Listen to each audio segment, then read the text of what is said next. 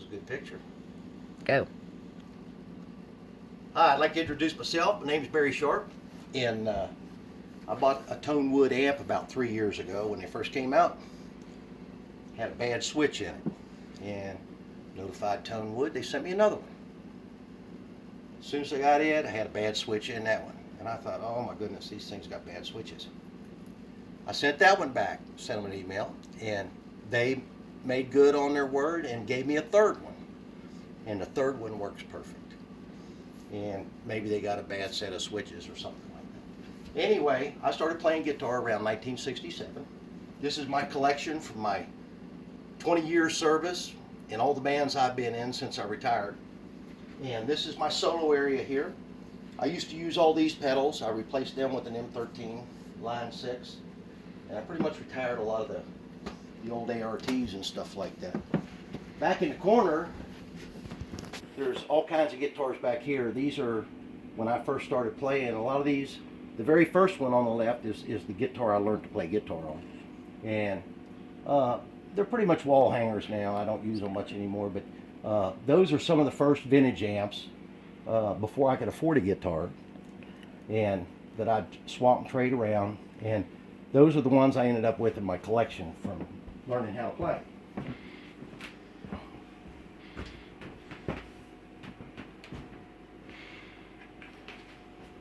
So Tonewood's been asking me to do a review in my emails.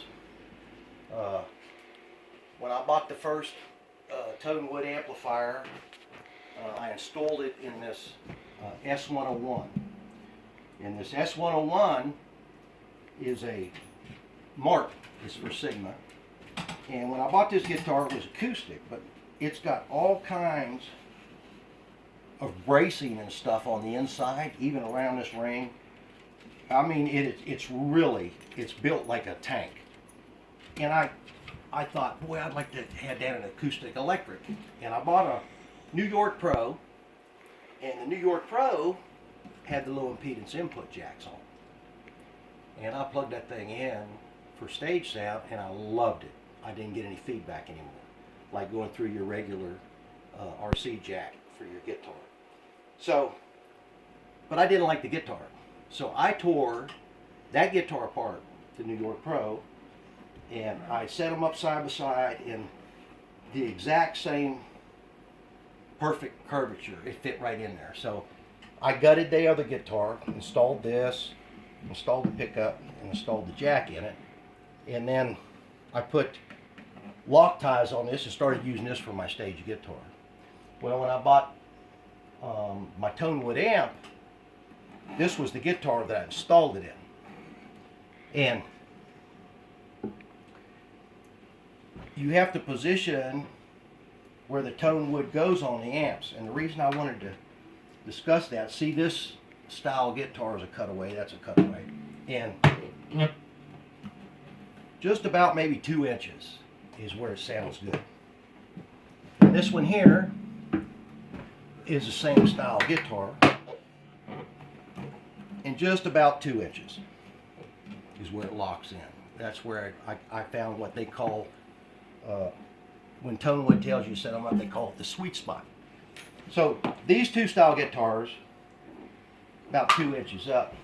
Now this guitar is, when I joined the Navy in '74, I finally got a paycheck. This was the very first guitar I ever bought, brand new, that I didn't swap somebody.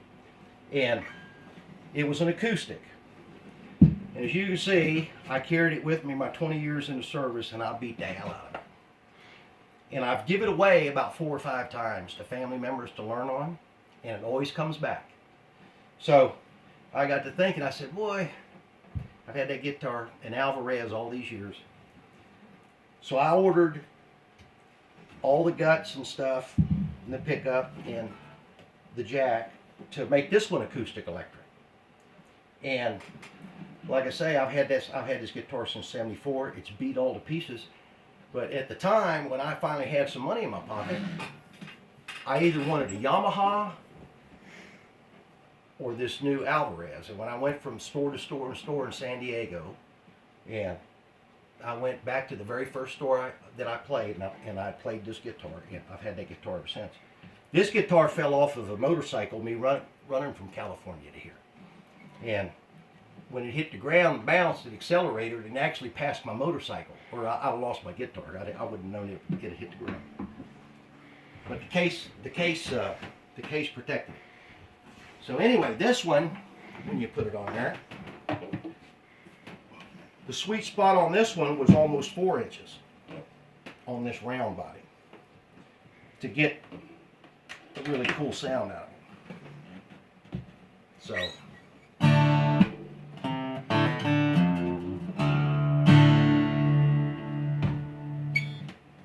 So that's what the original one sounded like. Oh, and I did notice too when this first guitar that I put this on wasn't really loud, but the wood's so thick on that body, and I think that probably had something to do with the harmonics of it being loud and stuff. But this one is the same guitar, only it's thinner. And you can see how brilliant that is. Now when I plug it into this one, this thicker body, so the wood thickness and the type of wood are going to make a difference on how your Tonewood sounds too when you hook it up.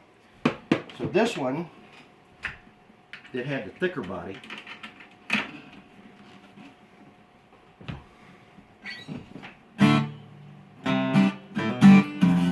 see, it's not as loud. But I mean, you could turn the volumes up. I could turn the volume up here and here on this amp, and then get it up. But then, if you get it too high, they will feed back on you. You'll get some feedback from it. So anyway, around Christmas time, Tonewood had a sale on the X magnets, and this is what goes in the guitar and holds this against the body. So I'd been looking around my room, and I thought I'd like to try them in the first guitar, make that versatile. And this one I always like playing in churches and stuff, and a funeral or something like that they just wanted me to carry a guitar. So I amplified it with the Tonewood. I kept this one, which was, I saved it for the way it was built. But when Christmas rolled around, they put these on sale. I've always wondered, what would a Tonewood sound like on a thin body? And this was actually my favorite stage guitar, but I never liked playing it acoustically because you couldn't hear it. So I thought, I wonder what a Tonewood would sound like in a thin body. So this was actually the first one, and you'll see the sweet spot on this one's about 3 inches. Okay, when I had it back closer like the other models, I was getting a buzz out of it from somewhere. I don't know where the buzz come from. But as soon as I started moving it towards the center, it just cleared right up. And so this one,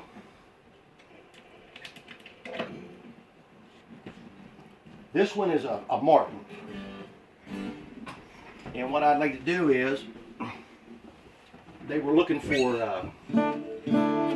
like 60-second video or something for the thing, but they've been asking me to do a review, so I want to do a review for you. But I'm going to let you hear what this thin body sounds like with a Tonewood amp. And I'm impressed. I really am.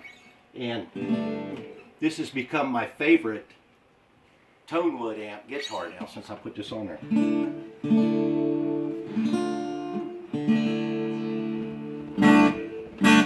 Pretty loud, really.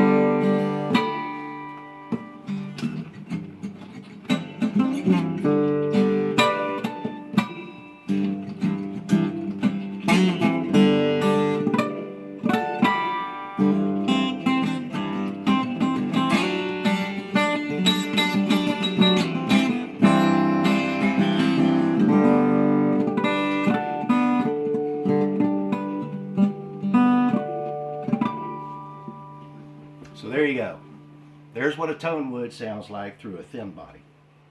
So any of you guys out there that have got a thin body stage guitar that you really, really like, and you want to be able to just sit around and pick it, I would recommend a Tonewood amp on it. And this thing, let's see what I was playing on. I was playing on a Hall. So it was the same factory settings that Tonewood had in it. And the only thing I did, I turned the parameters down a little bit, cut the reverb down a little bit on it, because it was pretty dominant. But anyway, that was this is my review of the Tonewood amp for you. And anybody that's got as many acoustics as I have, you know, you might want to consider getting one of these amplifiers. And I'll tell you a little bit. I've been playing now since 1967, and you could just barely touch this one, and it goes right off. It goes right on. I've never had a problem with this one since they sent it to me. But I would like to talk about guitar strings. When I first started playing, I was a rhythm player, and like any guitar player, you don't play lead till later years and stuff. But all of my acoustic guitars in this room, except for my Keith Urbans, I use D'Addario EJ16s. Okay, it's not a heavy string, it's not a medium string, it's a medium light string, and it goes from 12 to 53s. And when I put these strings on my guitar, they last forever. They'll start losing some tone, but I'm telling you, they will stay. You can tune them, you can play them when they're wore out. My electric guitars that you see, where I was an old school rhythm player, I use D'Addario, the Extra Lights 115W. And anytime you buy a D'Addario string, if the third string is wound, it'll have a W on it. But I like my D'Addario strings, but this is the only thing I use on all my acoustics is the EJ16s and 115Ws for my electric. And the only guitars that I don't is I've got two Keith Urban guitars, and Keith Urban designed his own strings, and the size and stuff, I did not want to wear the necks and the bridge out. And besides that, all the extra metals that he put in his strings really makes his strings really stand out. Anyway, hit like if you like the review, and maybe coming up one of these days I'll get me one of the ones that just plugs into the acoustic that doesn't have the electric, and I might do a review on that. I'm kind of curious about how the acoustic one reacts when hooked up to a guitar, and how loud that would be without having not going through the preamp. So thanks for watching.